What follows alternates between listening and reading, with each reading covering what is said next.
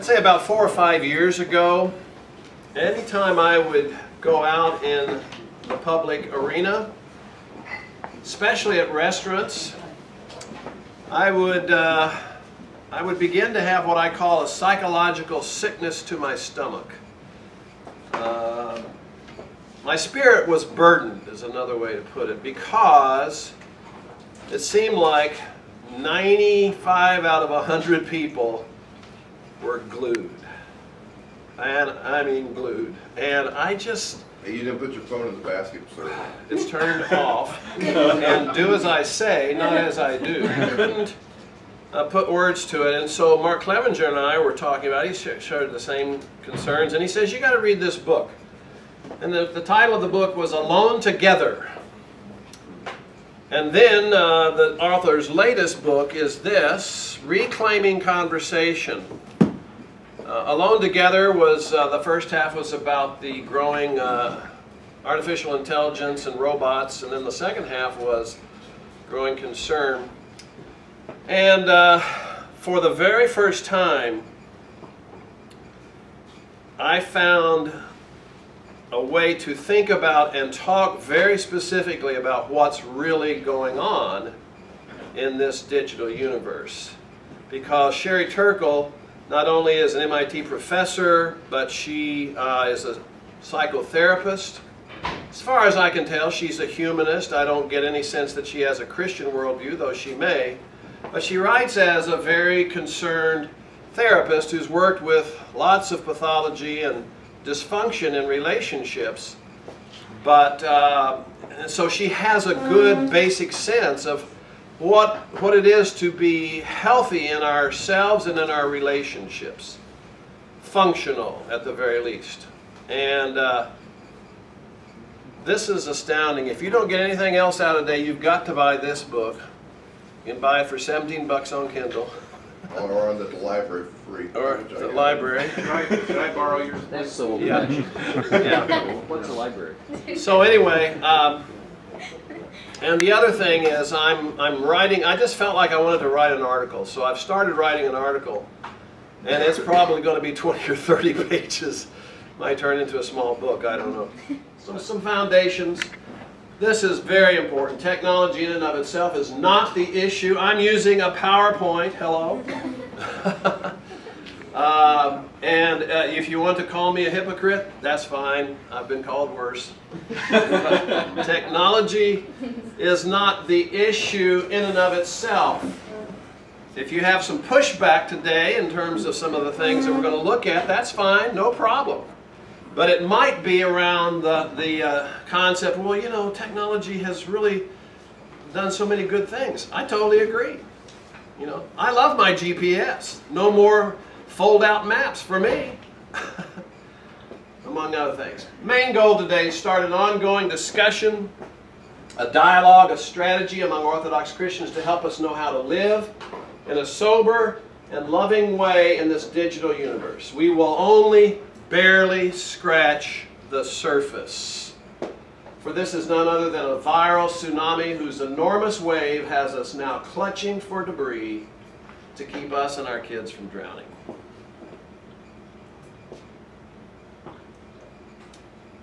And this is intended to be gospel.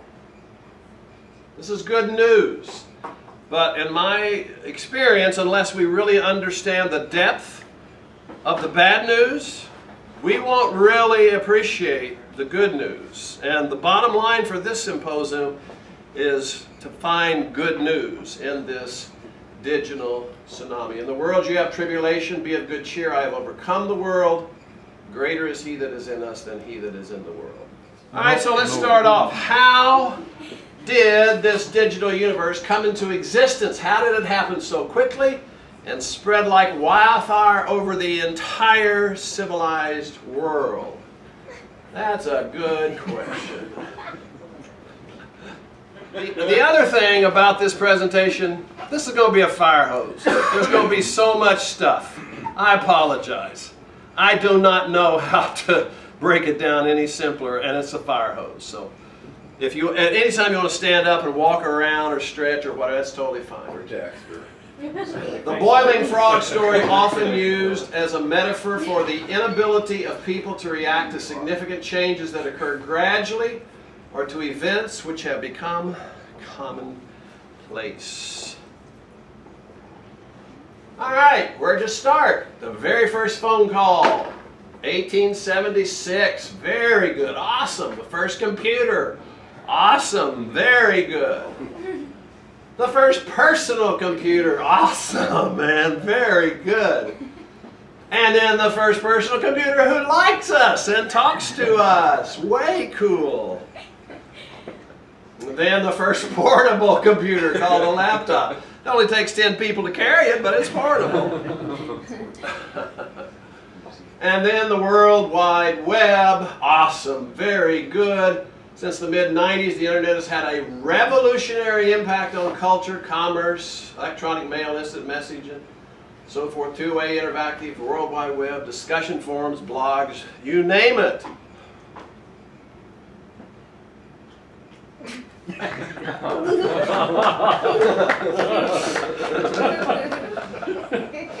Someone don't know what that reference is. Praise you out. Martin Cooper, the first cell phone. Oh, yeah. Well, your arm gets tired, it weighs 73 pounds. Then my first smartphone in '99, Japan was the first country to achieve mass adoption. Interesting. And here's the result. Gotta have it. Please. Any parents in here? And what seems like just a blink of the eye, introducing. There it is. Tsunami. The other thing I should have said at the first disclaimer, I know I'm probably preaching to the choir here, and that's, so bear with me. Please don't take any of this as if you haven't already thought this way or thought about some of these things. So, life has never been better. Awesome. Very cool. It's awesome. Or,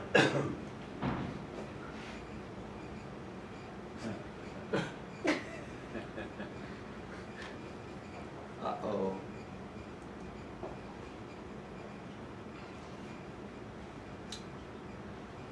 Here's how it starts.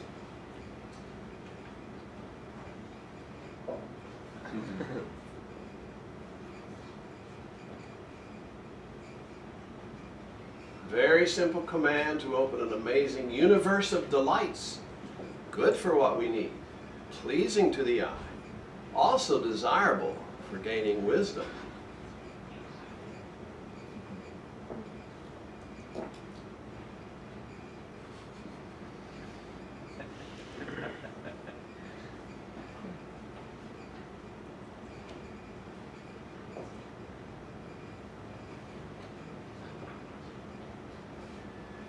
Just want to check one thing.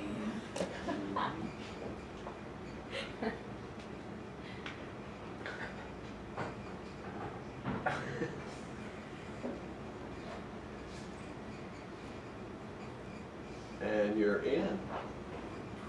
Can we have confessions after this?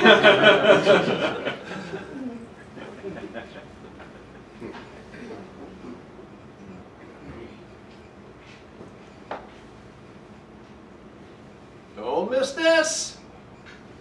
Exciting. Interesting.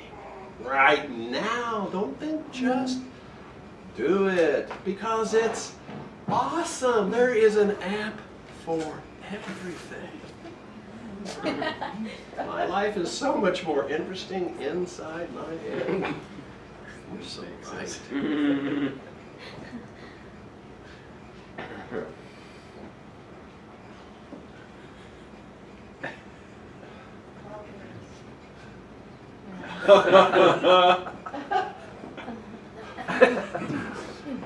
Praise you, Steve.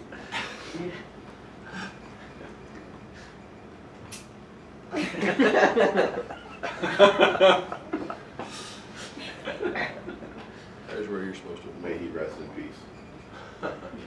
Now you never have to feel left out. or uninformed, or unloved, or alone. You don't have to feel that. Join us now.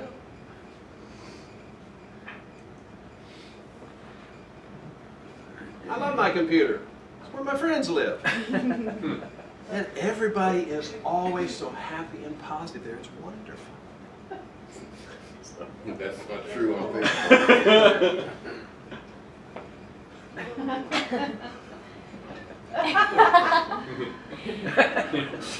Be nice. Seems as even progressive, everything is okay liberals like Gary Trudeau seem troubled by this cultural progression. I call it the deal with it syndrome. I wonder if I should bother starting a conversation. It seems risky. Anyway, we got to get back east before the twins are growing up so fast. Bing. Okay, so you have no idea what the alert is about, but you just instantly prioritize it over me. And now you think we're still in conversation, but we're not. You've totally checked out. Right, yeah. I used to think that phone distraction was a generational thing that I just had to get over. But I've come to see that being present is a choice, whether you're a digital native or not, which is why I'm going home. Right. Hilarious, Adele. Mystical. I'll text you the link. That was about a month and a half in the Indianapolis Star here. Statistics show that on average an individual posts 36 Facebook posts per month, broadcasted to their roughly 130 connections, and there are 650,000 Facebook shares, 100,000 tweets, and 48 hours of video uploaded to YouTube every second.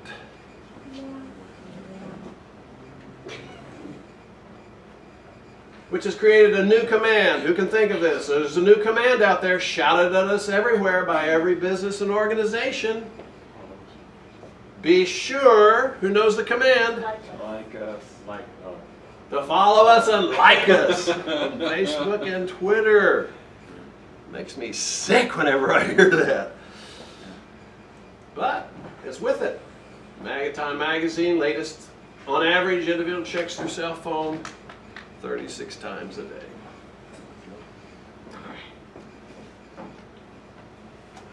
Good grief. What do you do when you first wake up? Among all residents, reached for their phone 79% within 15 minutes of waking. 62 reached for it immediately after waking. 44 reached for it immediately and used as alarm clock. And among the 18 and 24-year-olds, which are really the bad guys, 89% reached for their phone within 15 minutes, 74% reached for it immediately. Within first 15 minutes of waking up, 4 out of 5 smartphone owners are checking their phones, hence the little survey.